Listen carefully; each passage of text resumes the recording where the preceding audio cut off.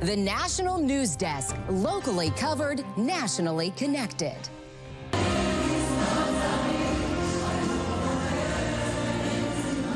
Rejoicing at Hostages Square in Tel Aviv and across Israel as all living hostages have been returned. What's next in the peace plan as world leaders gather in the Middle East for talks on the future of Gaza? We're barreling toward one of the longest shutdowns in American history unless Democrats drop their partisan demands. Plus, the government shutdown is rounding out day 13 with neither party crossing the aisle to engage the other side's demands, and federal workers are feeling the pinch. And the weather warnings affecting tens of millions of people as a powerful storm makes its way up the East Coast. Good evening. I'm Taylor Murray. Welcome to the National News Desk, America's News Now. Phase 1 of President Trump's 20-point Gaza peace plan is underway. Celebration erupting across Israel as 20 living hostages are freed and back home on Israeli soil. President Trump lauded for his role in brokering the ceasefire is in the Middle East, not only to add his signature on a document related to the historic deal alongside world leaders, but for a summit in Egypt on Gaza's future. But the momentous breakthrough that we're here to celebrate tonight is more than the end of the war in Gaza. It's with God's help, it'll be the new beginning for an entire beautiful Middle East. From this moment forward, we can build a region that's strong and stable and prosperous and united in rejecting the path of terror once and for all. We go now to the National News Desk. Kayla Gaskins with more on the emotional reunions of the living hostages with their families after spending more than 2 years in Hamas captivity. Waves of pure joy, relief, and closure washing over Israel Monday morning, as the remaining 20 living hostages taken by Hamas during the initial October 7th attack reunited with their families. All 20 survivors are young men. They'd spent more than 2 years as prisoners in Gaza, held in underground tunnels, starved and tortured. Medical teams now evaluating their condition. The entire nation celebrating their return. Expressing gratitude to President Trump for leading the peace deal. Trump visiting Israel's Knesset Monday morning. The hostages are back. The long and painful nightmare is finally over. More emotional reunions in the West Bank as more than 2,000 Palestinians were released by Israel as part of the ceasefire agreement. The deal also includes the return of 28 bodies of Israelis who died in Gaza as hostages. Further work goes on having to do with the, sadly to say, bodies. Locating all of the bodies, though, will be a challenging, gruesome task. They're looking for bodies. They know the areas, and they search parties out, and they're doing it in conjunction with Israel, and they're going to be finding quite a few of them. At least 4 of the remaining 28 bodies were returned to Israel on Monday. Their identities will still have to be confirmed. In Washington, I'm Kayla Gaskins, reporting for the National News Desk, America's News Now. And we'll have much more on the peace plan coming up in this half hour. Meanwhile, right now, over 20 million people are under coastal flood warnings or advisories as a nor'easter affects the East Coast. Several areas are getting flooding, strong rip currents and high surf today, and rain showers continue in parts of the mid-Atlantic and Northeast. Additional beach erosion is possible. The storm system brought flooding to areas from the Carolinas to New England over the weekend. It's expected to move out to the ocean by tomorrow. Well, at least 3 people are missing in Alaska after it was hit with hurricane-force winds and flooding. More than 50 people were rescued as the remnants of Typhoon Helene pushed entire houses off their foundations. Authorities say people's homes floated away, possibly with people inside in 2 tiny Alaskan villages that are among the most isolated in the U.S. In the mainland U.S., southwestern Colorado is recovering from mudslides and swollen creeks following very heavy rain over the weekend. Here's a video of a raging creek in La Plata County where hundreds of homes were evacuated due to that flooding. Parts of south central Arizona also getting major flooding, making yesterday one of the wettest October days ever in Phoenix. Well, National Guard troops are still on standby as Oregon awaits an appeals court ruling on whether the Trump administration can legally send troops into that state. And clashes continue outside an ICE facility in Portland, with protesters yesterday rallying against the potential troop deployment as well as the presence of ICE. I don't see anyone out here as an enemy. I see it as just we aren't understanding each other. We're looking at the same situation and coming to a different conclusion. But I don't see them as my enemy. I see them as people that we need to keep building community with, just like everybody else. We all have to keep each other safe. Counter-protesters were also there with a large mural of Charlie Kirk. Several people were detained by federal officers, but we don't know yet if they're facing any charges. 2 people are dead after a small plane crashed onto a highway in Dartmouth, Massachusetts. Police said a fixed-wing airplane landed in the median of I-195 this morning, causing a fire. 1 person on the ground was injured and taken to the hospital. We were coming down the highway, and then all of a sudden, everybody locked up the brakes, and we all kind of zigzagged, but nobody hit each other where I was. Investigators said they think the plane was headed to the airport, but it appears the pilot did not give the airport a flight plan. The Federal Aviation Administration is investigating. 16 people are presumed dead after an explosion at a Tennessee military ammunitions plant Friday. That's according to the Humphreys County Sheriff's Office, which put out a list of all the victims' names today. A man who attended a vigil last night said he knew one of the victims who had counseled him at a nearby church. Or every month that we had our men's ministry cook breakfast for everybody, he'd come up on the center and spend time with the guys. Investigators are still working to uncover the cause of the blast. Police say over 300 personnel are now searching the site for remains and also explosives. The investigation is expected to take months. Police are investigating a shooting at a South Carolina bar that killed 4 people and injured at least 20 others. It happened early yesterday, and this was in the morning on St. Helena Island. Well, authorities say when deputies arrived at the scene, they found a large crowd of people suffering from gunshot wounds. Those killed ranged in age from 22 to 54. No arrests have been announced. As the government shutdown is on track to extend into a 3rd week, President Trump has directed the Pentagon to use all available funds to ensure troops get paid by Wednesday. Meanwhile, federal workers across the U.S. are in a tight fix with no more paychecks in sight. According to the Department of Labor, if you've been furloughed, you're likely eligible for unemployment benefits. You will need to file a claim with your state's unemployment office. And also working to help fill the gap for families experiencing financial strain, nonprofits and food banks across the country are stepping up, like this one in Washington State. First, we're going to dig into reserves and spend about $50,000 purchasing fresh produce and send that out to our partner agencies. And then we're also planning on hosting mobile distributions in an area where there are large concentrations of federal employees. Senate returns to Capitol Hill tomorrow and is expected to vote again on the House passed measure to fund the government. China is issuing a new warning to the United States after President Trump announced additional 100% tariffs on Chinese goods. It's all part of a rapid unraveling of trade relations between the U.S. and China. The National News Desk, Audra Elnashar, has the latest. A sudden escalation in the U.S.-China trade war threatens to undo months of progress between the world's 2 largest economies. We're not sure where this came from, why the Chinese have decided to do it now. Things began to unravel late last week when China announced new global export controls on its coveted rare earth minerals and all products containing these minerals. President Trump responding with new 100% tariffs on goods from China and export controls on any and all critical software starting November 1st. This would bring the average tariff on a Chinese product to more than 150%, essentially an embargo. This announcement sent Wall Street into a tailspin Friday, but U.S. stocks rebounded Monday after Trump posted Sunday night, "Don't worry about China, it will all be fine. Highly respected President Xi just had a bad moment. He doesn't want depression for his country, and neither do I. The USA wants to help China, not hurt it." The post was not enough to quell China's anger at the U.S. response. China urges the U.S. to promptly correct its erroneous practices. If the U.S. insists on going its own way, China will certainly take resolute measures to safeguard its legitimate rights and interests.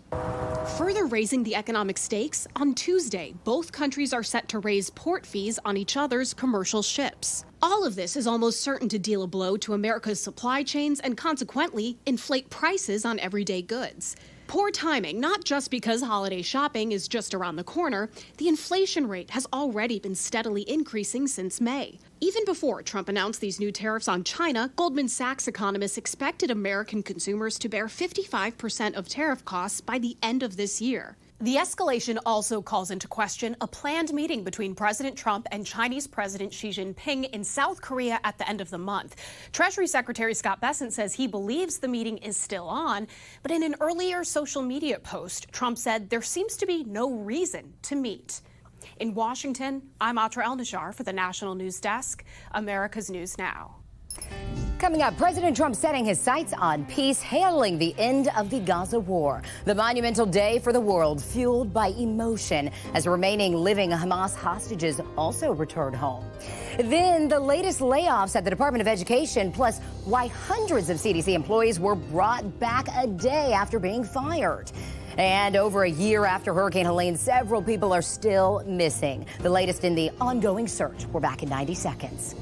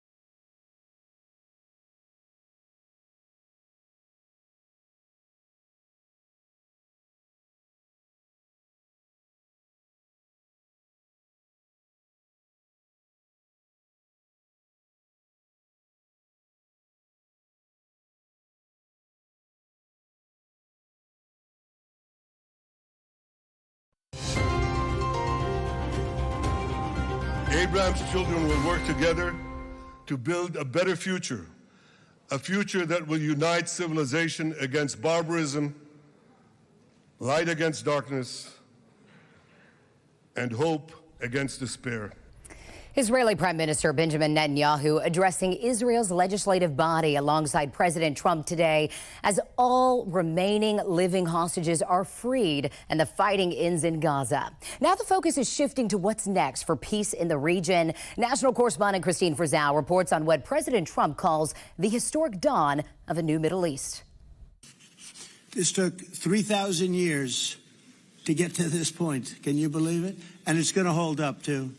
It's going to hold up. An agreement for the ages, with leaders signing the Gaza peace plan in Sharm el-Sheikh, Egypt. We've all agreed that supporting Gaza must be done to lift up the people themselves, but we don't want to fund anything having to do with bloodshed, hatred, or terror, as has happened in the past. A historic day that began with President Donald Trump meeting with the families of the 20 remaining living Israeli hostages who were reunited with their loved ones at last. The president praised by Israeli Prime Minister Benjamin Netanyahu for his role in making it happen. Donald Trump is the greatest friend that the state of Israel has ever had in the White House. This is not only the end of a war. This is the end of an age of terror and death and the beginning of the age of faith and hope and of God. This is the historic dawn of a new Middle East. What that new Middle East looks like was front and center in Egypt, where the president welcomed more than 24 world leaders to the peace summit he co-hosted with Egypt's President Abdel Fattah el-Sisi, who, along with others, heaped praise on President Trump. I think that you're the man this world needed most at this point in time. President Trump also announced the formation of a, quote, board of peace, a group that will decide more details regarding the rebuilding of a post-war Gaza and who will govern and keep it safe. President Trump says many countries have already asked him to join the board.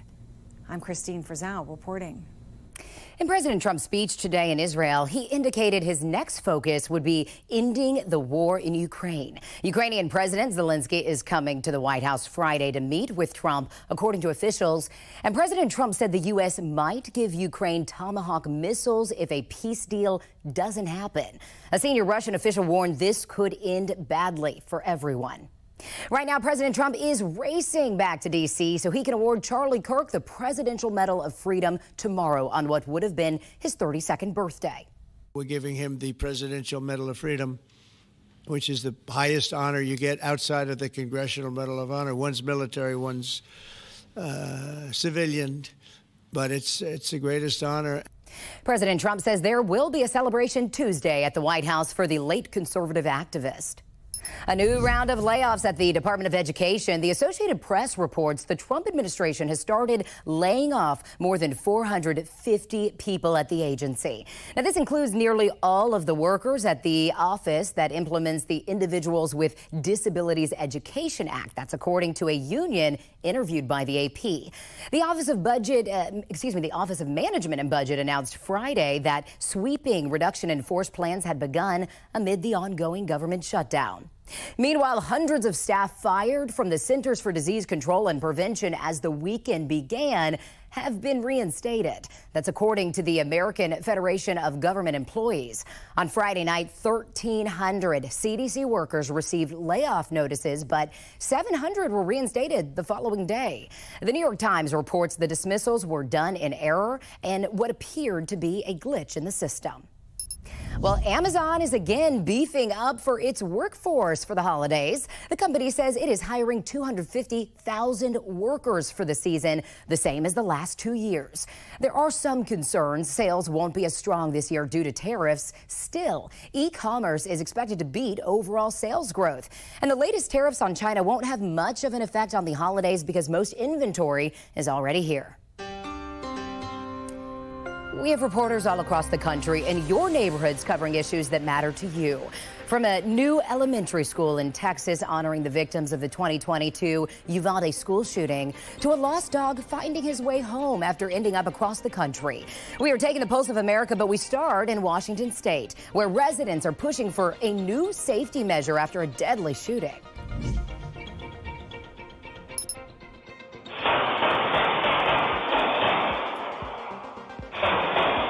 A nearby camera caught the shooting that sent people running down Broadway. Police raced to the scene and found a man critically wounded. He was taken to the hospital but died shortly after. The conflict must have occurred outside because I do remember seeing at least one muzzle flash once we looked up. Police say several people ran off after the gunfire and they can't rule out there were multiple shooters. While officers were investigating, another victim arrived at HMC on their own accord. We've started to see some businesses pull up shop and leave. We've seen other businesses decide that we need to collectively we're kind of in the better together mode. This block of Broadway has had issues for years, including a mass shooting and multiple homicides. Goldstein said people here are frustrated, but hopeful the issues in Capitol Hill can be solved. We are known for businesses that change the path of commerce and the world. Surely we can get it right here. Today we stand together.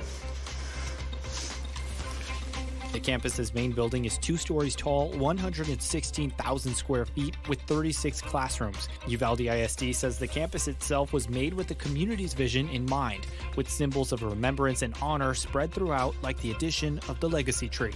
And that is the 2 main limbs represent the teachers, and then the 19 smaller limbs represent the students. But that vision doesn't meet the standards of every parent.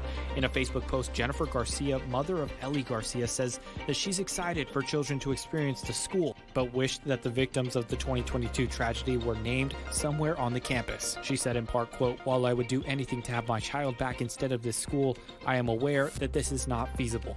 Sadly, that's the reality of life." It is difficult because we fully recognize why the school was built. The campus itself is expected to hold 600 students with a max capacity of 800. Well, a corgi is reunited with his owner after running away from his home in Bieber, California. 5-year-old Opie was scared by a summer thunderstorm and ended up almost 2,000 miles away. His owner, Sierra, said she looked all over for him, even joining lost dog Facebook groups. I love him. He's my best friend. And I telework a few days a week, so he and I get to spend a lot of time together because I'm home. We're home together. So I don't know. He's just my best friend, and I knew that I was going to do whatever it took to get him back. And she sure did. After 3 months, Sierra got an email from a Home Again pet recovery microchip company telling her police picked up Opie in Chicago. A vet there gave him a clean bill of health and then sent him on home to Sierra. Great ending there. All right, coming up, the search efforts underway tonight for multiple people who are still missing over a year after Hurricane Helene. We'll be right back.